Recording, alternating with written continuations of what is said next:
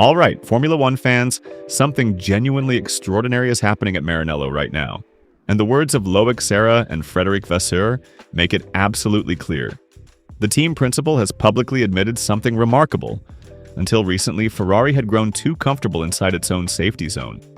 To turn things around, he had to import a mentality he'd developed during his years at Sauber. And the results are there for everyone to see, because now it's the others who are copying Ferrari. The most striking example is the inverted rear wing, nicknamed the Macarena. An idea so bold that even at Maranello they weren't fully confident when they launched it, and yet today every team is desperately chasing it. Red Bull is still fighting through problems with their own version, McLaren will introduce theirs after the summer break, and Mercedes apparently abandoned the project altogether for a reason I'll reveal in just a moment. I'll also give you 5 very concrete reasons why this championship is still wide open, with all the exact standings numbers. Let's get into it. If you don't want to miss any updates on Ferrari and Formula One, drop a like on this video and subscribe to the channel. Now, let's dive straight into the full analysis. Let's start at the heart of this story, because the SF-26 is the first car that can genuinely be called an expression of Ferrari's new technical direction. Loic Serra had taken over from Enrico Cardile partway through the development of the previous car, but by that point many of the key choices had already been locked in. This time, the project is entirely his.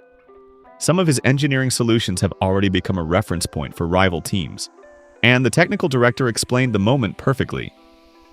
Adopting a new set of regulations opens up, at least in the early stages, a greater margin for initiative before the technical picture tends to plateau toward the end of a cycle. When asked about other teams copying Ferrari, his response was genuinely moving. More than for myself, I'm happy for the people who had the ideas that we then developed. A virtuous circle has formed internally, which is incredibly important across the entire development and production chain. I don't want to take any credit. Teamwork is the most beautiful thing about this job. But then Serra pulled the enthusiasm back sharply. We're only halfway through the season. I wouldn't make comparisons. I'd rather wait and see where we are at the end of the year. We knew we'd need to build a car with a wide development margin this year, given the new regulations. Right now, we're still in a development phase. Everything is very dynamic. There's still a lot to discover. Even on the 2 victories scored this year compared to 0 last season, the French engineer remains deliberately measured. You could compare the 2 situations because everything is relative. Victories aren't a factor we control directly, but we do measure the effectiveness of what we bring in terms of development. We are our own benchmark. He also added a very interesting detail about the drivers. Charles Leclerc and Lewis Hamilton are different in how they express themselves and communicate, but very often the inputs we receive from both of them are the same. When Ferrari brings an upgrade to the track, both drivers improve. And now comes the most powerful admission of all. Frédéric Vasseur has brought to Maranello a philosophy he developed during his years at Sauber, and it comes down to one single word: risk. Not exactly a reassuring word inside an organization that carries the weight and expectations of the Scuderia. At Sauber, we had this culture of risk, which is funny, given that we were a Swiss team. At Ferrari, perhaps we were a little too comfortable in our own comfort zone, said the team principal. And the reasoning is razor sharp. A small team can't compete on resources alone, so it has to find advantages elsewhere. Experimenting, anticipating, interpreting the regulations differently. A large team, on the other hand, risks being held back by its own size.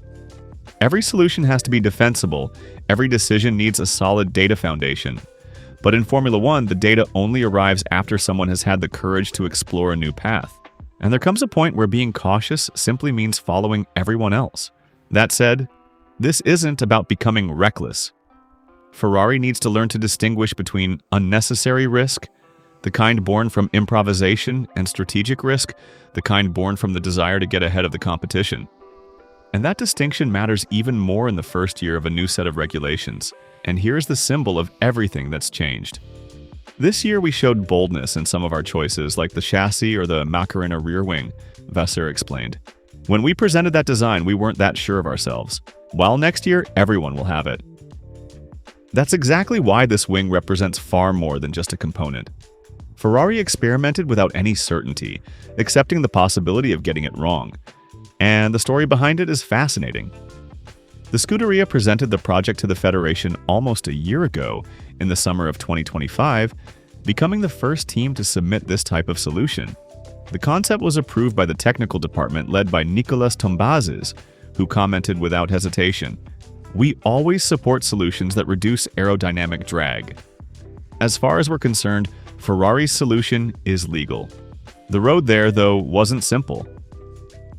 During testing, Lewis Hamilton completed just 2 laps with that wing before it was removed. The engineers wanted to try it in real conditions, inevitably showing it to their rivals before studying its structure and mechanism in detail. The solution reappeared in China, but was shelved due to braking instability, and the official debut was pushed back all the way to Miami. From that point on, the SF-26 has run consistently with that wing without any further issues, and in Hungary came the first significant evolution with an optimized and lighter mechanism. Now let's look at the competition because the picture is very revealing. Red Bull had started their own project in the previous season, albeit several weeks after Ferrari, but they're still working to resolve problems with their interpretation, and the Federation is actually in direct discussions with them about the difficulties encountered. McLaren came to it at an even later stage.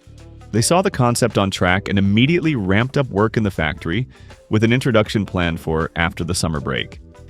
And Mercedes, the Brackley team apparently abandoned their project entirely, reportedly for budget reasons. As James Valls explained very clearly, teams in this situation react in one of 2 ways. Either by saying they already considered it and ruled it out, or by admitting they hadn't thought of it at all, in which case within 24 hours the engineers figure out whether it's worth testing in the factory. The difficulties faced by Red Bull and McLaren showed that this type of wing is neither easy to develop nor to manage safely, and that makes Ferrari's head start all the more valuable. Now, the question everyone is asking, can Ferrari still win this championship? The numbers are sobering, but they're not final. After 11 races, the Scuderia sits second in the constructor standings with 307 points, 72 behind the leaders on 379. Lewis Hamilton is second in the driver's standings with 169 points, and Charles Leclerc is fourth with 138. Significant gaps, yes, but there are still 12 Grands Prix remaining. The first reason to believe is also the most important. Ferrari has shown it can develop the SF-26 throughout the season, choosing a race-by-race approach rather than betting everything on a single decisive upgrade package.